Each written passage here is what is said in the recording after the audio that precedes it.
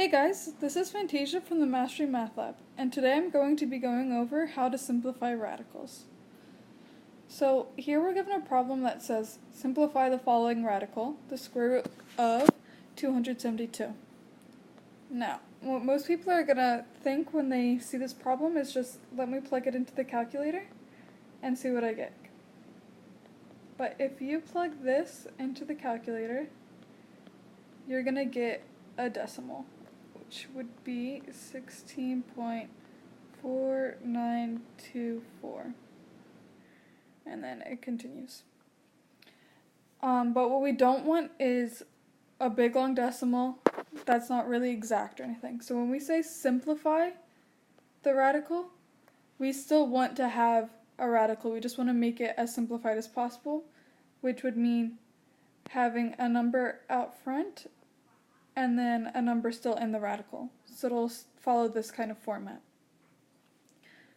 So we're not going to plug it into the calculator and get a decimal. What we want to do is look at the number 272. So we want to see how this breaks down and if it can be broken down into perfect squares. So we want to look for perfect squares. So what that means would be like doing 1 squared, 2 squared, 3 squared. Those are going to be perfect squares. So those would be numbers like 1, 4, 9. If we do 4 squared, that's 16. 5 squared, 25.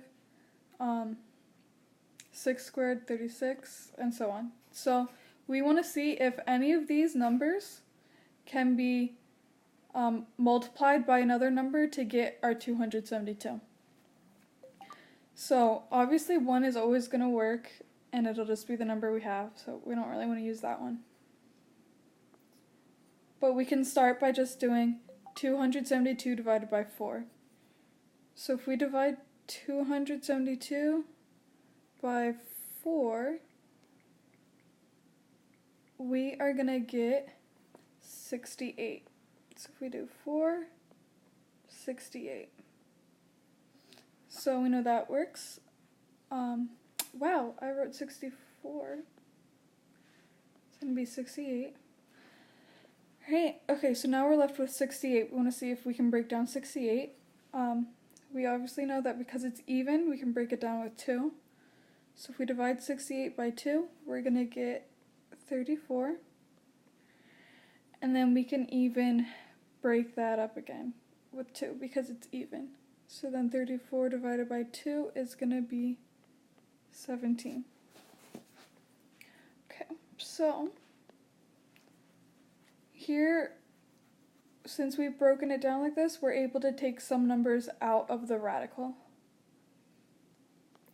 So one way we can see this is that we're going to have 4 times 2 times 2 times 17, and all of that's going to get us 272.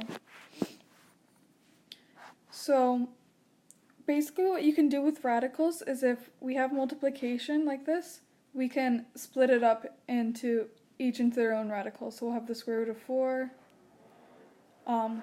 Here 2 times 2, it would be better to keep it as 4 so that we have times the square root of 4 and then times the square root of 17, right? So we know what the square root of 4 is because that's a perfect square.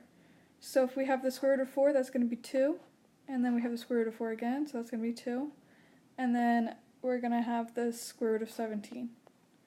Since we can't take the square root of 17, we're just going to leave it like that. And then we have 2 times 2, which we can simplify to 4, so we're going to have 4 times the square root of 17. And that's going to be our final answer for our simplified radical. I hope that helps, and if you still have trouble with this concept, feel free to reach out for additional help. Thanks for watching.